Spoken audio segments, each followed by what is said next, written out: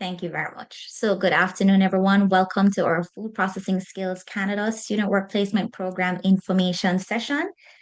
This afternoon, we will be discussing a few things with you regarding SWIP funding. We will be talking about the Student Work Placement Program as an avenue for funding, but more specifically, what that means through Food Processing Skills Canada as a delivery partner. If your company's core business does not directly revolve around food processing, I still would encourage you to stay for our discussion. There can still be some meaningful takeaways that you can get from our conversation. So, Food Processing Skills Canada, if you're not familiar with who we are as an organization, we are the workforce development organization for Canada's food and beverage manufacturing sector, working in partnership with industry and government to strengthen businesses, support Canadians, and drive economic resilience. Um, we do so by ensuring that this sector is building an empowered and resilient workforce that is primed for growth. We are your labor skills and workforce development organization. We work in partnership with industry and government by creating industry driven programs for Canada's 15,000 food and beverage manufacturing establishments and the sector's 315,000 people so that businesses and individuals can achieve their goals. We know that food and beverage manufacturing is one of the largest industries in Canada, contributing approximately 35 billion to Canada's GDP and directly employing over 315,000 people as of 2024. And we at Food Processing Skills Canada, FPSC, are here to support them all. So this is an overview of how we're doing that in the industry. We start off everything that we do with our labor market information, and this drives the needs of the industry. This defines the needs of the industry. This is a core for everything that we have established through our organization. We have our reports and research on our food economy. We have our sector snapshots, regardless of the sector that you're operating in or interested in. We have reports and research done by province. We have our case studies. We know the current state of the food and beverage manufacturing industry, and we currently know, based on the research that our team has done, that the food and beverage processing sector is facing a vacancy crisis. We know that based on this information, that a single unfilled position in the food and beverage processing industry could cost businesses as much as $190 per day in lost net revenue. And with over 8,900 businesses industry-wide, the losses from job vacancies could total up to a staggering $10.2 million in net revenue per day. That is a huge impact on the industry and something that we're aware of. And we're working with industry to try to fill some of these gaps. All of this kind of information is available through our labor market information and reporting available through our website because data drives what we do. We then set competencies for the industry. So we then develop a training that is through our food skills library and also through our national occupational standards. We train our workforce. So we develop the training needed for the skills and to increase a pool of workers with relevant skills within the industry. We have multiple programs that are geared towards this specific thing, one of which is a student work placement program, of which we'll be speaking about in a lot more detail this afternoon. As an organization, we also do accreditation. So we accredit external courses to increase relevant training to the industry. So we have our accreditation program. We also have a groundbreaking learning and recognition framework. And in addition to that, as a fifth arm of what we do, we also do our certifications. We ensure that we're able to certify professionals to recognize the skills that they already have within the industry. They've developed over years of experience within this particular field. One of our participants that has worked with multiple programs that we offer says that FPSE makes it easy for businesses to access programs, employer dashboards, employee Chromebooks, proven training, and even reimbursement funds, such as through the Student Work Placement Program. And their company has taken advantage of several of their resources to support our people. So if you are in the food and beverage industry and you have never leveraged the courses, resources, research, and information offered by Food Processing Skills Canada, now is the time to explore to get that support needed for your food and beverage business. And we've made it just a little bit easier by now offering our new subscription model. So FPSC's new all-in-one subscription has made that even easier. Subscription is designed to help food and beverage manufacturers build a stronger, more resilient workforce from the inside out.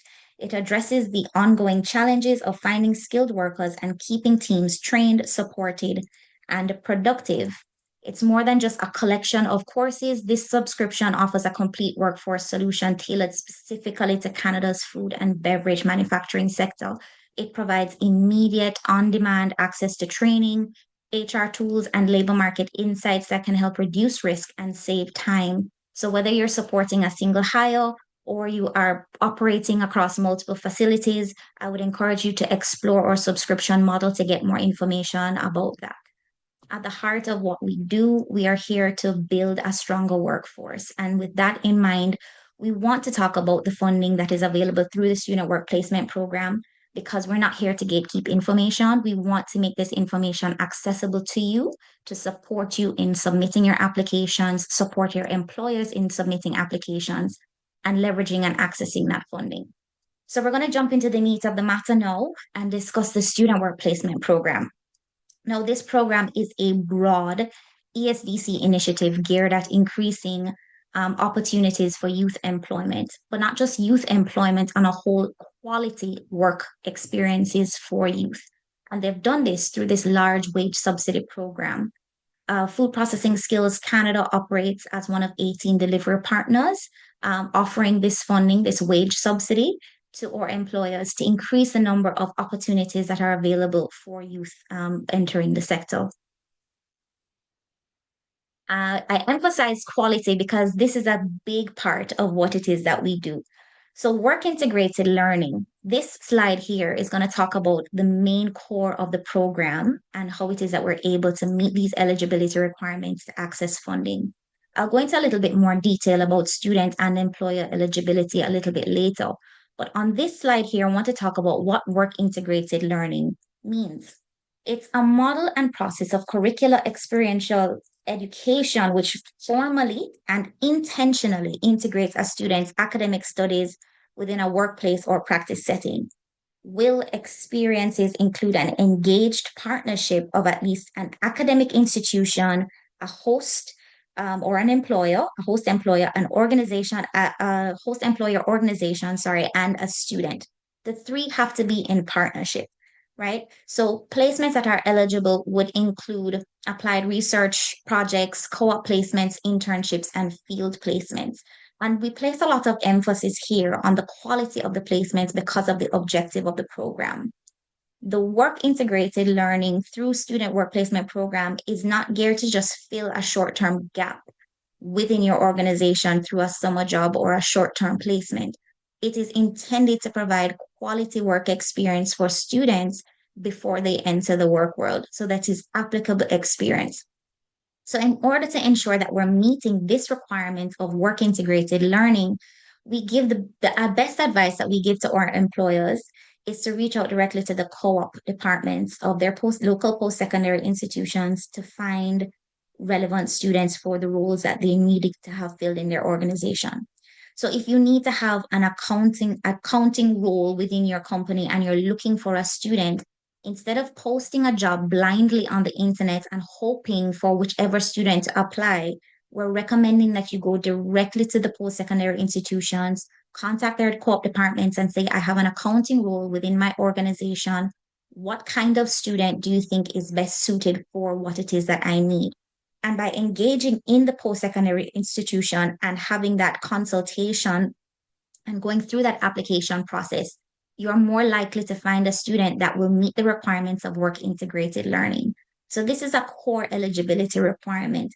And so this allows for us, if we're going through the correct channels of accessing students through post-secondary institution co-op departments, this gives us a great framework to begin assessing funding through the student work placement program.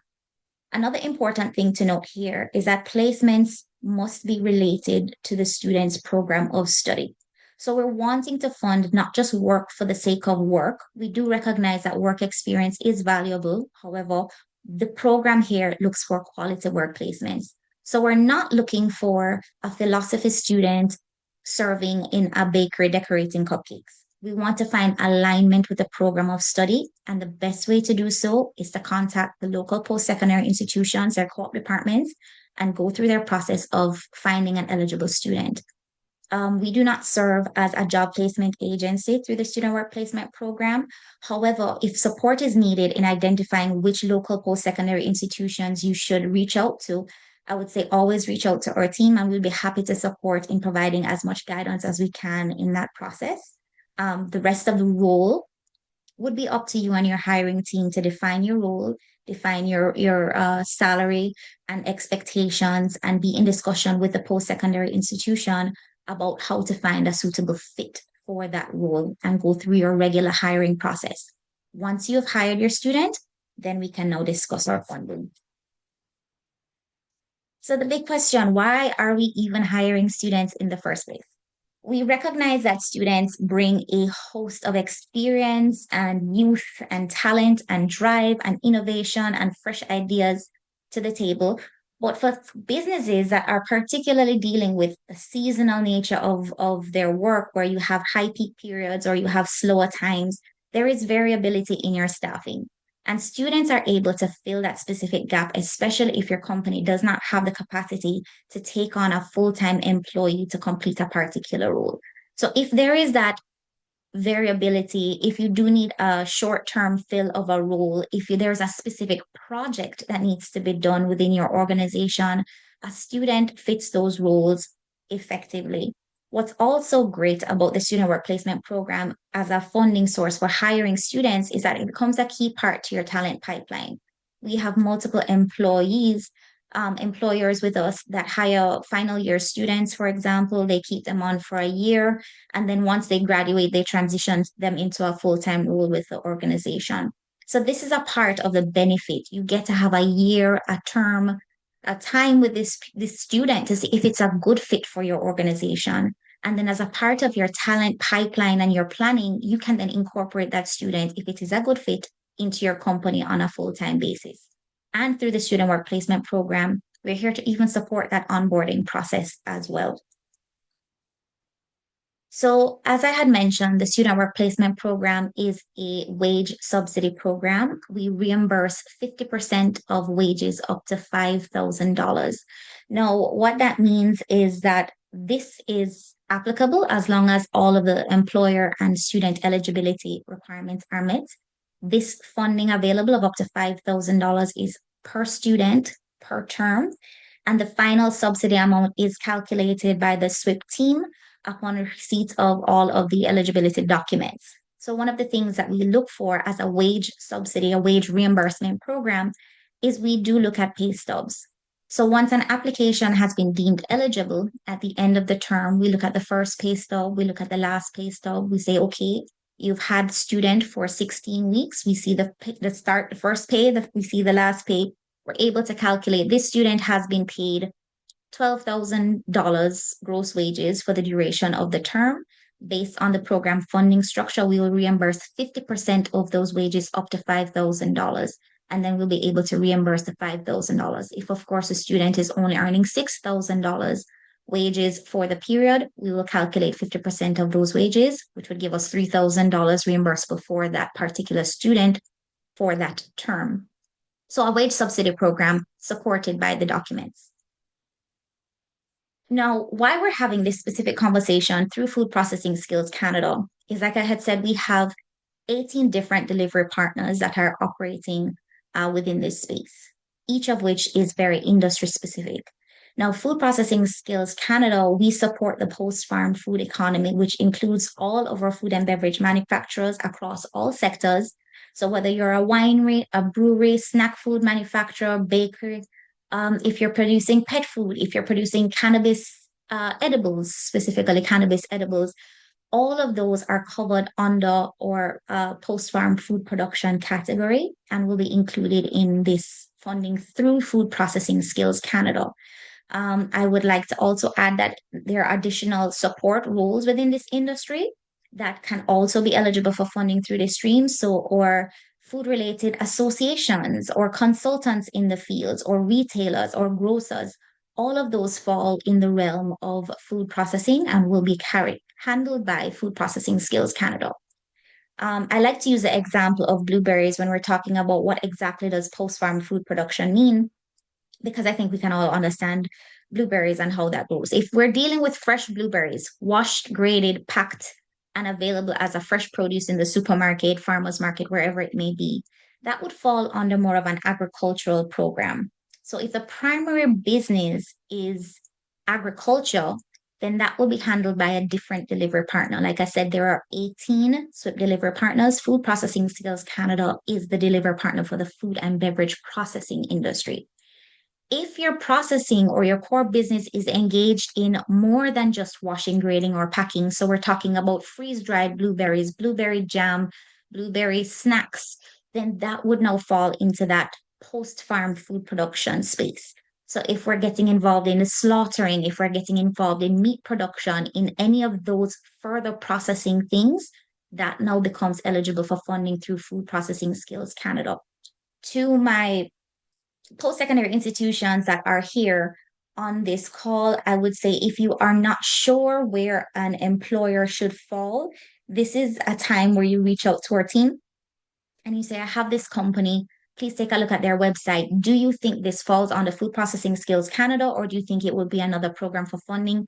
We can have that conversation, consultation, and advise as best as we can which avenue it should be. But our core business here is food processing, post-farm food production. This is a core requirement for our employers, right? We separate for employers into two main categories, or eligibility rather, into two main categories. We have our employer eligibility and our student eligibility. So our employer eligibility means that our employers that are eligible for funding through this stream, through Food Processing Skills Canada, must be a registered Canadian business with a available business number. They must be able to pay the student. They must be in the post-farm food production or somewhere along the post-farm food economy as previously described. They must be able to submit placements that are not currently funded under any other federally funded program. Funding can be stacked with provincially funded programs, but two federally funded programs would result in essentially double dipping into government funding for wage subsidies for the same student. So no federally funded programs can support the student work placement program. However, if you have another provincially funded program, we can support in order to ensure that wages for the student are being reimbursed. Not be the business owner. We do facilitate part-time placements at a minimum of 10 hours a week for a minimum of 4 weeks. And we must be committed to paying the students in full for the duration of the placement. As described, this is a wage reimbursement program for which the wages are reimbursed at the end of the term. So payment has to happen from the employer upfront. We will reimburse after the fact. And of course, providing a safe and healthy work environment for the students that you'll be taking on for a work placement. Each post-secondary institution has their own requirements in terms of the level of supervision and follow-up that must take place for a placement to be effective. I would encourage you to discuss those things with your post-secondary institution upon hiring a student. So that covers our employer eligibility. Just to be clear, major financial sector employers are not eligible. Federal, provincial, territorial, or municipal governments are not eligible. Post-secondary institutions are also not eligible for funding through this particular stream. So we're dealing with just our employers in the food and beverage sector here. This is not an exhaustive list, but if there are queries about eligibility, I would encourage you to reach out to me directly. On the student side, the student must be a domestic student. This program is for Canadian citizens, permanent residents, or conferred refugees under the Immigration Act. Work placements must be work integrated learning as discussed and must be related to the program of study. These are the major components here. Graduate students, so whether they're masters and PhD, if they're doing an associate's degree and diploma, all of which are also eligible as well. They must be actively enrolled in the school for the duration of the work placement. This will be supported through the unofficial transcript that will be required in order to verify that one, they're actively enrolled, And two, that the placement does meet the requirements of work integrated learning as we have described.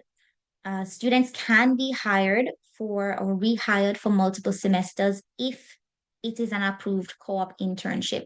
So the way our program works, we process each term independently. We have our summer, fall, and winter terms, each of which is a 16-week period.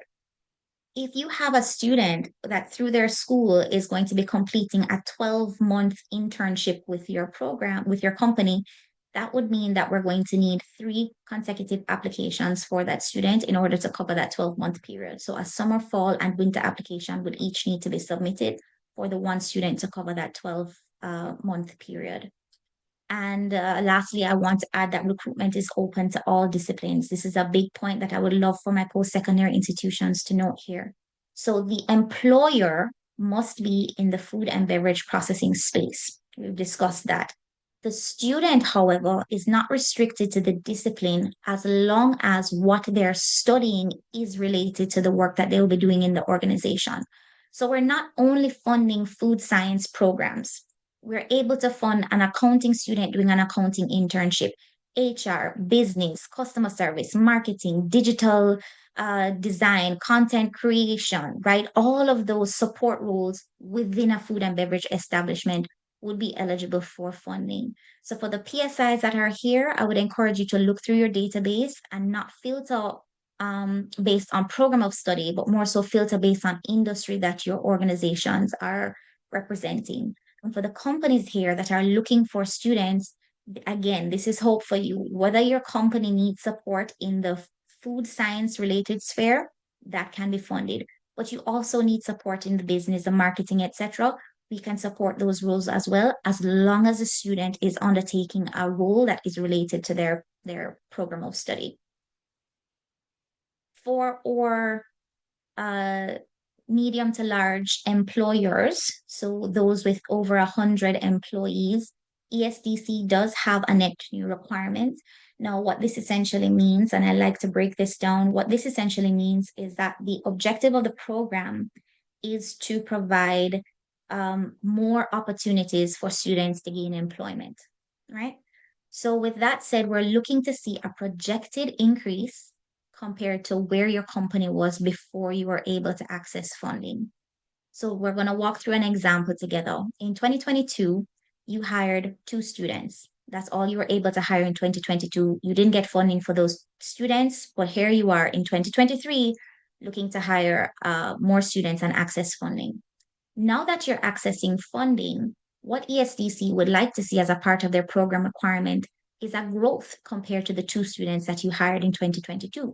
So if you're going to hire 4 students, we're prepared to provide funding for the increase of 2 compared to 2022 as your baseline year. So that increase of 2 is what we're funding for 2023. Come 2024, you are going to hire 2 students. There is no increase compared to your baseline year of 2022's 2 students. So therefore, no funding would be available for you for that year because you're not showing an increase. Your baseline year remains the same. That will always be the year before you had access to funding, 2022. That data is fixed, that's locked, that is 2. So every year you hire more than 2 students, that is what the increase is what we're able to provide funding for. So 2023, you hire 4 students, we will provide the funding for 2. 2024, you hired 1 student or 2 students, we will not be able to provide funding. 2025, you hired 10 students, we can provide the funding for the 8 students and so forth. Everything is in relation to that 2022 baseline year. So this is something that if you need additional support in, walking through how to do those calculations, what the hiring was within your organization for that time period, reach out to our team and we'll be happy to support you in working on this. Again, on the net new requirement here, small and micro businesses, so less than 100 employees, are exempt from this specific requirement as an incentive to boost youth employment within this particular sector. So that's an important note there.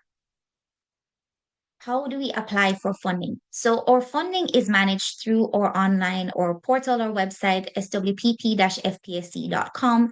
You click to apply, you submit your applications. We apply online, we review the employee eligibility to ensure that they are within the food and beverage processing sector, as we've discussed. We will then send a contract to allow for funding. We will then request the documents from your students to confirm their eligibility. So, as we had previously discussed, things like their unofficial transcript will be requested to verify that they are within the program of study as indicated and that they're undertaking a placement that is recognized as work integrated learning. Typically, for a placement that is recognized as work integrated learning, that is visible on the transcript. So for summer 2026, it would show co-op work term one, for example. That is something that we do review. Once we've received all of our eligibility documents, at that point, we're able to now tentatively approve an application and say, okay, we will reimburse you the funding at the end of the term. At the end of the term, you submit your financial documents as discussed, the pay stubs. We review them, do our calculations, and say, congratulations, your company, this placement has been approved for $5,000. Please send us an invoice. We will then be able to cut you a check and send that in the mail for reimbursement. So the process is a long process between when we start submitting an application and the date for reimbursement. We recommend that we start that application process before the start of the term in order to confirm eligibility before the work placement has begun. Also, the hiring period within the co-ops departments and finding eligible students usually happens a few months before the start of a term anyway. So we want to be in alignment with that time period. So summer term has just about ended. We're getting ready to start receiving applications. If you had a student that was with your organization for the summer, but you did not submit an application, we can still accept an application now. Fall, if you do not have a fall student hired as yet, you have about 1 week to reach out to the post-secondary institution co-op department to inquire about an eligible student to secure a student before they're going back to school for the fall term. So this is what we're hoping for. We're wanting to build that partnership with the post-secondary institutions that you're going there directly to access students to make sure that we're meeting that eligibility requirement before we're even getting to the stage of submitting an application. As I had said, Food Processing Skills Canada, we're all things workforce development, and we want to give you a little taste of what it is that we have to offer. We want to support your placement through the onboarding. And so, as a gift to you, we're offering you $4,000 worth of complimentary courses through this unique suite that we have put together. So, on the student curriculum, we recognize that many students have never been in a food processing facility before. They have no idea where to start and what that means. So we're offering online courses on I Am Food, the introduction to Canadian food and beverage manufacturing industry, employer and employee expectations, workplace and industrial safety, food safety culture and use, sanitation, all of these things to help with your onboarding experience. For our larger companies, you may not need this. You already have a very well-defined onboarding process and food safety procedure for your students to jump into. But for the smaller companies, this is a great opportunity for you to leverage this kind of training to allow for a smooth transition to your organization. And then in addition to the student curriculum, we offer an employer curriculum to the supervisor that's listed on file. We want to set you up for success in leadership as well. So, introduction to emotional intelligence, interpersonal relationships, empathy at work, building team resilience. We don't want students to come into a work environment where they are unmotivated and they're not getting the support that they need. We want to support you as supervisors and leaders to be a healthy host environment for the students that you're taking on for a term. This is a testimonial that we have from one of our participating employers. They have multiple students and they are definitely enjoying and appreciating the experience. We have worked with them for years. They are able to access funding for the students that they hire, and they are going through the same process that we've discussing with local post-secondary institutions, finding the students that they need to fill the gaps within their organization, going through that hiring process, and then submitting their applications for funding. I'm going to transition now into some of the questions that you've submitted. I do hope I've answered most of them in the presentation so far, but I want to just ensure that we're touching on them specifically to make sure that we don't have any gaps. And then I'll open the floor to see if there were any other questions submitted in the chat. So what are the best practices for institutions to support employer partners who are applying for the subsidy? The biggest advice, this is a post-secondary institution question. The biggest advice I would give to our post-secondary institutions is to recognize that there are 18 delivery partners, and it's important to refer your employers to the correct industry partner. So you can do so by looking at the ESDC site, ESDC, SWIP delivery partners, and look at the list of industry partners that are there. Now, we operate in the space for food processing skills, for food production through Food Processing Skills Canada, but there are other delivery partners there. And as you've heard through our presentation, there's a host of additional supports and resources that your employers get by partnering with the correct industry specific partner. Also, in terms of availability of funding, employers are more likely to access funding through going through an industry specific delivery partner versus a general delivery partner. So if you're directing them to the right channel, that's a great place to start. The second thing I want to share from my post-secondary institutions here is to share the key program information that you have. We do have an employer guide that can be shared. We have a cheat sheet that can be shared. We have program information can be shared that can be shared, or website can be shared, and also our contact information. If you have employers that have queries, or if you have queries about an employer, you can reach out to our team directly, info@swip-fac.com. It's in the chat. And also we're here to support you. Just a few weeks ago, we co-hosted a webinar for a post-secondary institution. They gathered their group of employers together. We came in and we spoke specifically about funding, about SWIP funding, and how their employees can leverage funding. So if you're sharing this information, we will partner with you to support you in that. And of course, we're available. Reach out as needed if you need any additional support to share this information with your network of employers. Another question that came in the registration. We love having summer students, but our tourist season lasts until November, and then we scramble for staff. Would this be for long-term hiring? So with this question, I would encourage you to book a meeting with me directly, because there's some questions here. You had mentioned tourist season, and I need to know, I now have a question here about industry. If this is the right program for you, we want to ensure that you're in the right sector, getting funding from the right place. So if this particular question, the first question is, are you involved in food production? You don't have to answer now. If you'd like to book a meeting with me directly, we can do so. But are you involved in food production? If you're not directly involved in food production and you have, for example, a restaurant, restaurants are handled under a different program. I will be happy to refer you to that program. But I would love to hear more about what industry you're in first. Second of all, in terms of hiring, this is now a talent pipeline planning conversation.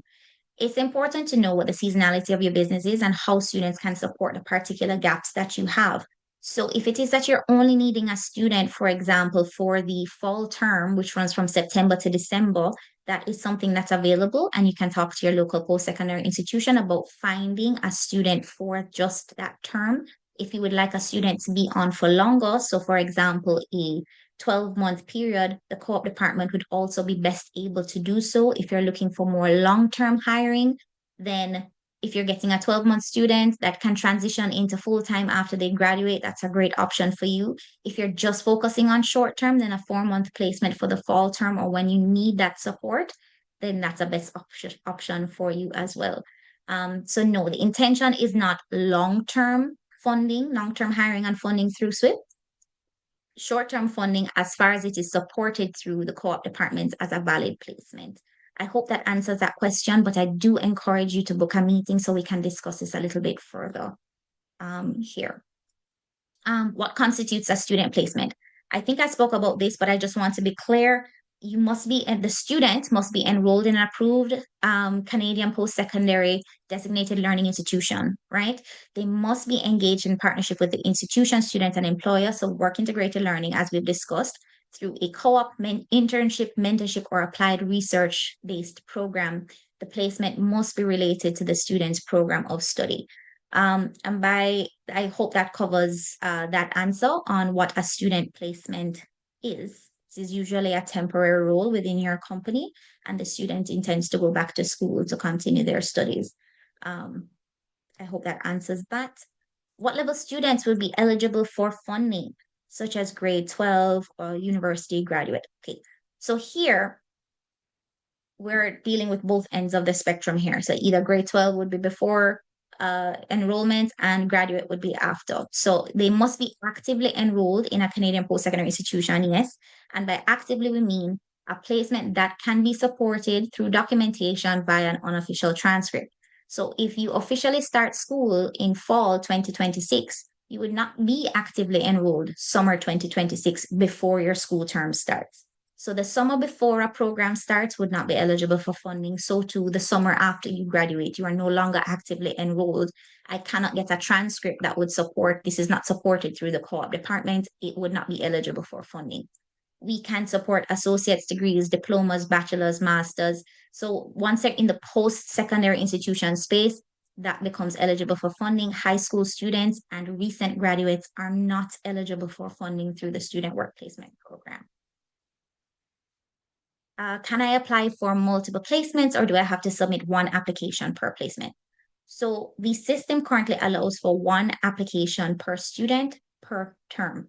So if you have John Brown serving 12 months with your company, then you are going to need to submit 3 applications for John Brown. John Brown for summer, John Brown for fall, John Brown for winter. If you have John Brown and Mary Sue, then the same thing would apply where we have multiple applications for each student.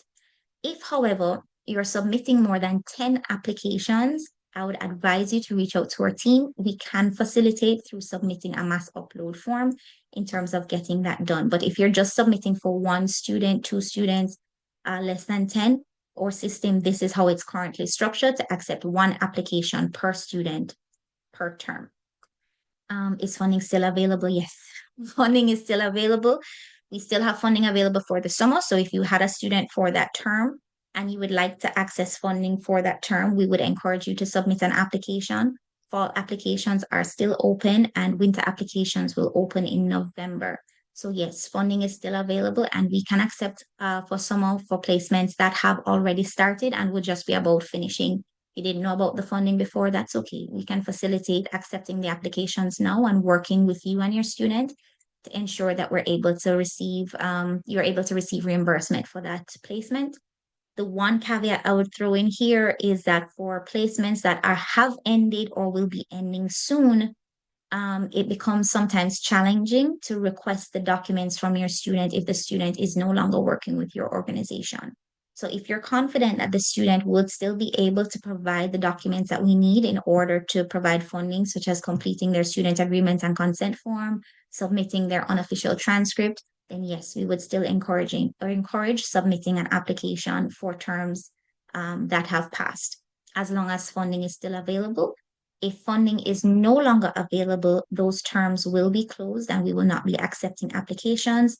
They will then automatically be waitlisted until we're able to confirm availability of funding. We do not want to accept applications with a false hope that there will be funding or that it will be reimbursed when funding is not available. So that is something that if you have questions, you can always reach out to us directly to confirm, and we will be happy to support you in submitting a retroactive application. What information do I need to apply? And also, can I apply before hiring a student? So for this one, we don't use the throw around the word approve very loosely. We want to ensure that we have confirmed eligibility before we're able to approve a placement, which means that when we are submitting our applications, you can technically submit an application with the organization information and the placement information and update it later on when you do have a student hired, but we're unable to approve a placement until we have received all the student information and validated that information. So this is what you need in order to complete an application, and an application can be submitted before a student is hired, but cannot be approved until a student has been hired and we've received all the documentation there.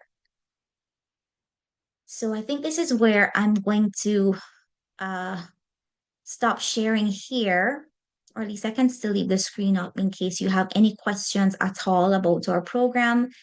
Those were the questions that we've received via the registration forms. I'm going to ask Rebecca, were there any other questions that were thrown in the chat that need to be addressed here? It looks like we've covered most of the bases. The one question about the industry specific one, they mentioned that they are a brewer. So we do deal with brewers. I've addressed that in the chat, and you kind of addressed the other question I also answered in chat just regarding whether there's multiple terms, if that means that limit is per term, and it is. So it would be 50% of gross wages up to $5,000 per term. Per student per term. Mm-hmm. Excellent. So I'm going to leave this here for a minute. If you do have any further questions, you can visit our website, swpp-fpsc.com, or you can send us an email directly, info@swpp-fpsc.com. We are here. We are available, as I said, through Food Processing Skills Canada, or mandate is to support workforce development. So we're not here to gatekeep information. We want to support industry. We want to support it in this way. And we want to ensure that when you're going through the process of hiring a student, that we have given you all the tools, all the tips to ensure that the students you're hiring are eligible for funding. If there are any other questions, I would be happy to hang around for a few more minutes. Otherwise, thank you so much for joining us. The discussion here and the webinar, the deck, all of which will be shared with you after the webinar. And if you need any other information, you can always reach out to me directly via the team email info@swip-fpsc.com.